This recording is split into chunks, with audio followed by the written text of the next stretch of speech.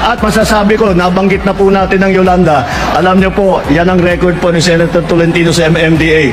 Nung nasa Leyte kami, nasa Tacloban kami, walang dumadating po na tulong. Ang unang dumating na tulong ay galing kay Senator Tolentino ng MMDA. Unang dumating na tulong ay galing kay Senator Tolentino ng MMDA. Totoo ba yan? Tanungin natin mismo ang taga-Tacloban. Si President Rodrigo Duterte nga after 2 days naa siya, nagdala siya kay siya pod igkasi nga taga Leyte.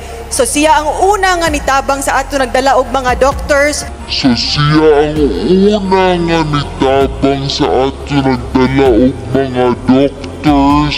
So siya ang una nga nitabang sa ato nagdala og mga doctors ug mga relief goods. Mula third day ng Yolanda nandito ka, walang mintis yung tulong nyo. Sa totoo lang po, kung hindi po sa tulong ninyo, hindi kami makabangon dito.